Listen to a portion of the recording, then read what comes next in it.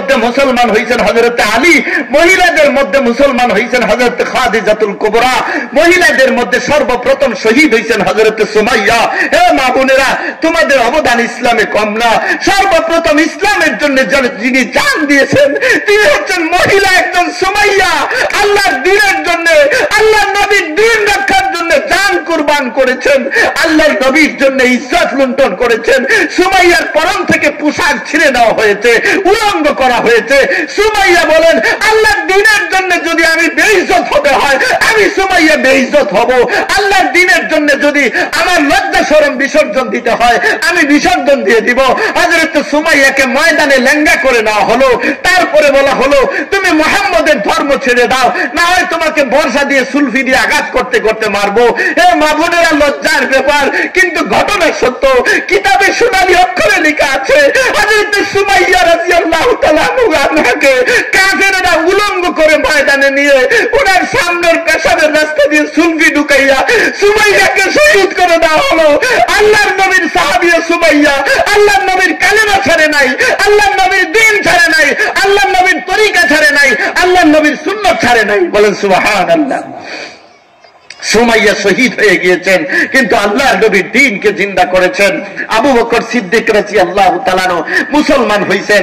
ওনার বাবা কাফের, ওনার মা কাফেরা। আবু বকর সিদ্দিক রাদিয়াল্লাহু তাআলা যখন মহল্লায় গিয়ে ঢুকলেন মুসলমান হওয়ার পরে, মহল্লার যুবকেরা মুরব্বীরা নির্দেশ দিয়েছেন, আর যুবকেরা বেড়ে আবু বকরকে এমন মাইল মারছেন, নাকে আর গালে এক হয়ে গিয়েছিল। নাকে আর গালে এক হয়েছে, তার মানে কি গাল আর নাক ফুলে, নাক আর গাল ফুলে একেবারে একরকম হয়ে গিয়েছে। আবু বকর সিদ্দিক রাদিয়াল্লাহু তাআলা অজ্ঞান হয়ে গেলেন।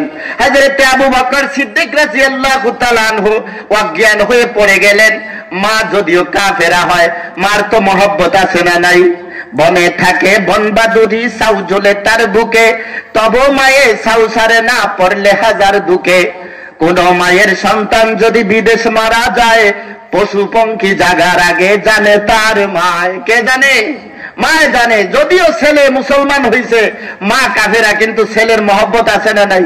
আবু বকর সিদ্দিক রাদিয়াল্লাহু তাআলা এইভাবে মারছে কাফেরেরা দেখা। মাও কিন্তু পক্ষে, মারার পক্ষে, কিন্তু ছেলে তো এই জন্য আপনার মা সেবা যত্ন করতেছে, উনি অজ্ঞান, জ্ঞান ফিরতেছে না। সকালে অজ্ঞান, দুপুরে অজ্ঞান, রাত্রে অজ্ঞান, পরের দিন সকালে একটু হুশ আসছে। আবু বকর সিদ্দিক রাদিয়াল্লাহু তাআলা হুশ আসার পরেই বলতেছে, আমার নবী কোথায়? বলেন সুবহানাল্লাহ। আবু বকর কেমন আশিকে রাসূল ছিলেন, কেমন নবীর প্রেমিক ছিলেন আন্দাজ করেন। বলতেছেন আবু বকর হুশ আসছে, 1.5 দিন পরে আবু বকরের হুশ আসছে। আবু বকর বলতেছে, আমার নবী কোথায়? আম্মা জান, আমার নবী কোথায়?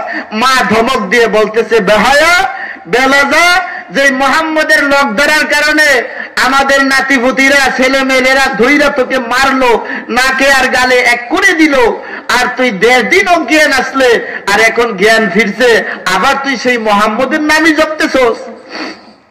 তোর কি হইল, তোর কি অবস্থা হইল, সেটা তো একবারও ভাবলি না। জ্ঞান ফিরলো, তুই মুহাম্মদের কথা বলতেছস। বলতেছে আবু বকর সিদ্দিক রাদিয়াল্লাহু তাআলা আনহু, হে মা, যদি মুহাম্মদুর রাসূলুল্লাহর তরিকাই সঠিক এবং সত্য, এই ধর্ম এবং সুন্নতকে পালন করতে গিয়ে যদি আবু বকরের গলায় রশিও ঝুলানো হয়, তাও মুহাম্মদুর রাসূলুল্লাহর ধর্ম ছাড়বো না। আগুনে যদি ফেলা হয়, তাও রাসূলুল্লাহর ধর্ম ছাড়বো না। যদি পানিতে ফেলে দেওয়া হয় হাত পা বেঁধে, তাতেও আমি রাসূলুল্লাহর ধর্ম ছাড়বো না। বলেন সুবহানাল্লাহ। কেমন ছিলেন সাহাবায়ে কিরাম রাদিয়াল্লাহু তাআলা আনহুম।